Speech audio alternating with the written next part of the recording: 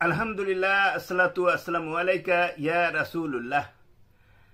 আমরা আজকে ঈমান এবং মুনাফিকির পরিচয় সম্বন্ধে দুই একটি কথা বলবো ইনশাআল্লাহ। ঈমানের পরিচয় তিন ভাবে দিতে হয়: এক, অন্তরে; দুই, জবানে; তিন, কার্যকলাপে। কার্যকলাপে ঈমান প্রকাশের প্রথম ও অলঙ্ঘনীয় ধাপ হচ্ছে সালাত। আমরা মুসলিম ঘরে জন্ম নেয়া আর সেকুলার সমাজে বেড়ে ওঠা মানুষজনের মধ্যে হয়তো 2 অথবা 3% লোক দৈনিক 5 বার সালাতে পাবন্দী হই। যারা এর বাইরে আছে তারা অবশ্যই মুসলিম পরিচয়ের বাইরেই রয়ে গেছে। আবার এই সালাতি 2 বা 3% লোকেদের মধ্যে সিংহভাগই কালেমার হক আদায় করি না।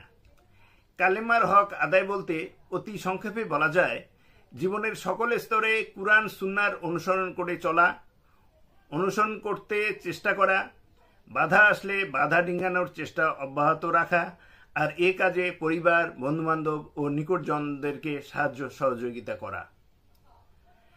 ঈমান কোনো লুকিয়ে রাখার বিষয় নয়, কিন্তু অতি পরিতাপের বিষয় যে এগুলো আমরা লুকিয়ে তো রাখি, বরং নিজেদের ঈমানকে সালাত, যাকাত, সিয়াম, হজ এর ভিতরে সীমাবদ্ধ রেখে জমিনের বাকি কার্যাদি সম্পাদন করে সমাজের সাথে তাল মিলিয়ে চলতে পছন্দ করি, যাতে দুনিয়াবি জিন্দেগির সুযোগ সুবিধার একটি চুলও মাটিতে খসে না পড়ে।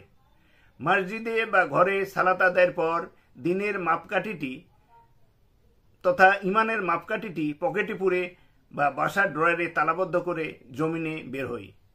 এটি নিঃসন্দেহে মুনাফিকি ছাড়া আর কিছুই নয়। এখনো যদি বোধোদয় হয়, আল্লাহর রহমত হয়। আমিন।